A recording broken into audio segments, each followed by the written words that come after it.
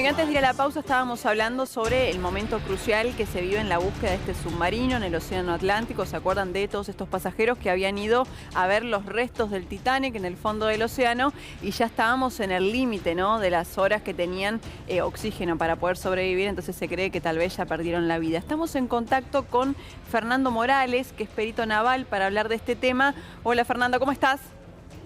¿Qué tal? Un gusto estar con ustedes, un placer. Bueno, Fernando, estábamos viendo un poco la información y la verdad que lo que nos llegaba era bastante triste por las horas críticas que se estaban viviendo en la investigación.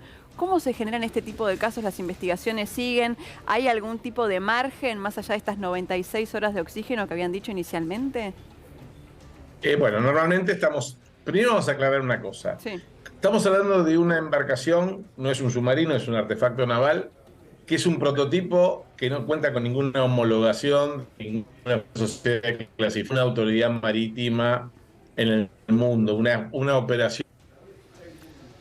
Ahí vamos a intentar reconectar con Fernando, que justo nos estaba contando que evidentemente no era una embarcación que tenía, digamos, una autorización. Esto lo que un está poquito contando él no es un dato menor. Bueno, no tiene lo ninguna homologación. Claro. Ahora la pregunta es cómo se permite. Claro. Son aguas Son internacionales. aguas internacionales. Dijo que era medio tierra de y nadie. en agua internacional es medio como que, viste, se permite cualquier cosa. Claro, ¿no? Encima era digamos un negoción, Que se digamos. le permita salir de algún puerto. Por eso yo creo que ese documento que firman, que es al consentimiento, si se quieren, quienes adquieren este producto o este viaje. Contratan este viaje, no tiene ninguna validez para mí. O sea, es lo mismo que te hacen firmar cuando vas a bucear en cualquier playa. Claro. Que firmás una cosita que vos decís, no sé si esto tiene validez o no, después si tengo un exactamente. problema. Pero para mí, por eso entra en discusión sobre si ese documento tiene algún tipo de valor legal, porque si es un vehículo no homologado, deja de tener... Pero Gaby, ¿sabes qué me llama la atención? El riesgo que corre la persona que convoca y cobra.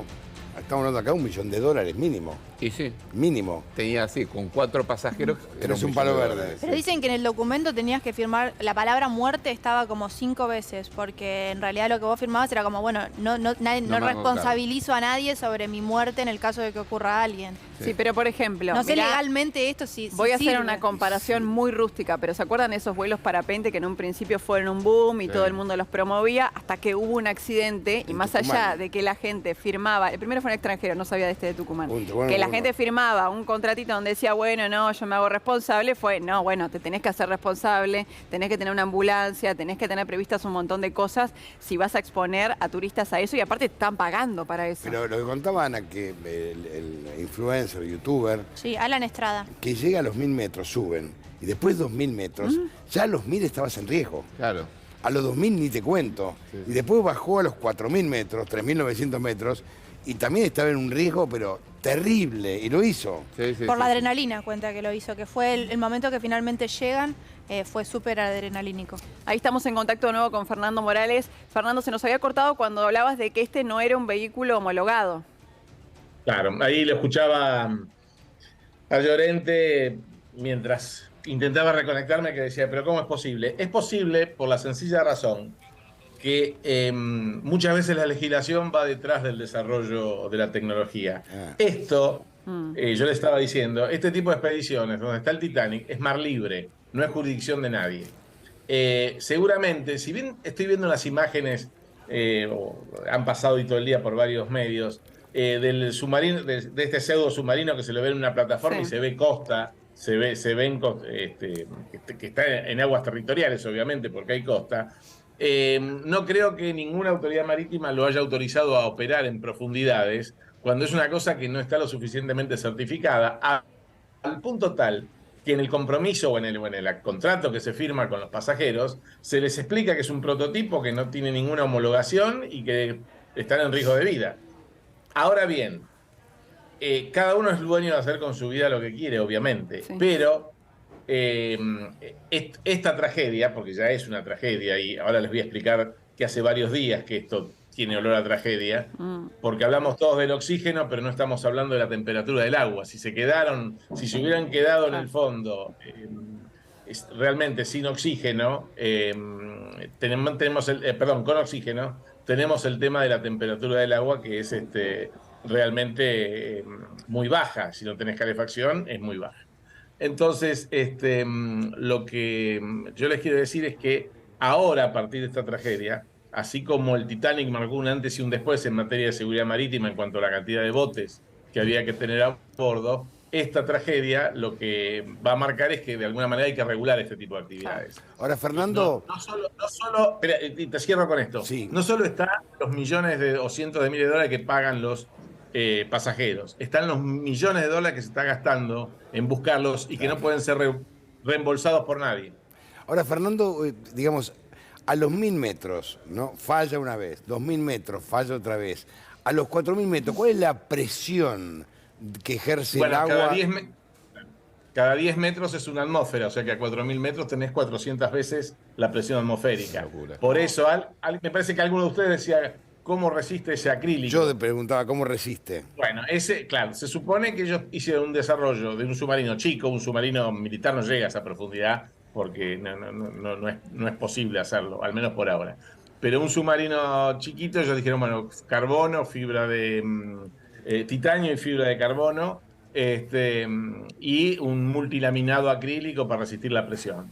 Lo que suele ocurrir con estas cosas, así como pasa con el fuselaje de los aviones, se vencen de tanto presurizar y despresurizar, se vencen. En un avión está estudiado. La vida útil del avión la manda el fuselaje, no las turbinas. Las turbinas se cambian, pero tienen un vencimiento después de tantos ciclos de presurización y despresurización.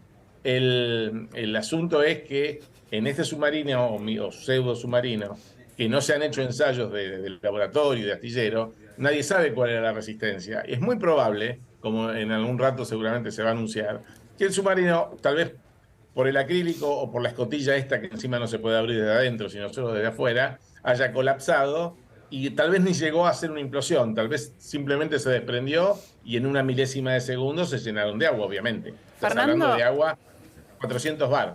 Sí. Y esa imagen que teníamos de esta suerte como de joystick, por decirlo de alguna forma, que a uno la verdad que lo ve y le suena bastante rústico, ¿es normal? ¿Viste que había unas imágenes de cómo era por dentro esta nave? No, acá nada es normal, porque yo te voy a repetir. Claro, nada sí, es verdad, no es cuando vos te vas a hacer un crucero, elegite el nombre del barco que te guste, no vamos a hacer un chivo a una empresa turística. Pero vos te vas a un crucero, ese crucero está homologado, pertenece a una serie construida de acuerdo a normas preestablecidas y demás, y todo está diseñado para esa finalidad. Acá lo que hicieron es un rejunte muy ingenioso, muy talentoso, brillante, seguramente un coeficiente intelectual que si sumamos el de todos nosotros no lo llegaremos a igualar. Pero es un rejunte de piezas. Es una cosa que... Un experimento. Igualmente, si falló, no falló por el joystick. Falló porque es una cosa que no está lo suficientemente desarrollada como para llevar gente a 4000 metros de profundidad. Y menos aún, porque en un principio el Titanic tuvo un cierto interés científico, arqueológico, ponele, porque había que encontrarlo y demás. En este momento, que ya sabemos dónde está y cómo está, ir a hacer turismo a un lugar donde hay 1500 restos humanos reposando, es un poquito, te diría que hasta medio macabro, porque está haciendo hacer turismo alrededor de una tragedia que marcó la historia de la navegación de la humanidad, y un antes y un después, como yo les decía. Fernando, ponele que lo haces, sí. Pero no están dadas las condiciones todavía. Fernando, te pregunto, sí, te escucho. Te pregunto, sabemos que entre los 5 pasajeros había 2 exploradores, uno de ellos que incluso tiene algunos récords de sumersión y de haber ido también al espacio. Este hombre, este británico, tiene un récord de sumersión en las fosas marianas, ¿no? Que son el lugar más profundo que se conoce en los océanos. ¿Hasta cuánto se llegó ahí? Digamos, ¿cuánto llegó el ser humano a sumergirse en las profundidades? Mira, no sé si se supera. Me parece que el récord lo tiene esta gente con estos 4000 metros. Las Marianas tienen 11000, creo. El máximo que no, por ahora es imposible llegar. Pero vamos de vuelta. Yo te podría decir que tengo una vasta experiencia en buques petroleros. Ponele, por decirte una cosa. Ahora, una cosa es ir con medidas de seguridad adecuadas y otra cosa sería una nave experimental. Experimental es eso, estamos experimentando. Puede salir bien o puede fallar. Entonces, que esta nave sea, como mismo la vende la empresa, la nave tripulada que más profundo puede llegar, te está dando la pauta de que entonces no hay nada para ir a buscarla. si es la que más profundo puede llegar, no hay otra igual. Claro. No sé si me explico. No, Sí, clarísimo. Y además, si hubiera otra igual, o si con un rock, ahora van a encontrar, ahora lo que viene. Se quedó sin sonido. Que es algo más relajado y que no implica el despliegue que están haciendo ahora. Pero si los ubicás y sabes que están vivos y podés de alguna manera comunicarte, ¿cómo lo sacás? En el tiempo perentorio que implica 5 vidas humanas, porque se han traído cosas del Titanic, jarrones y piezas de porcelana, pero son objetos, no son vidas. Es una gran diferencia. Tenés todo el tiempo del mundo para probar, experimentar, mandás un robot, lo agarrás con un imán, no sé. Estoy haciendo un ejemplo muy burdo. Pero 5 vidas humanas tenés horas, hablas de horas, minutos. Tenés 5 días para pensar cómo lo vas a subir. Que es imposible, de hecho, hoy con la tecnología que tenemos, rescatar vidas de esa profundidad. Te mando un abrazo grande, Fernando. Muchísimas gracias.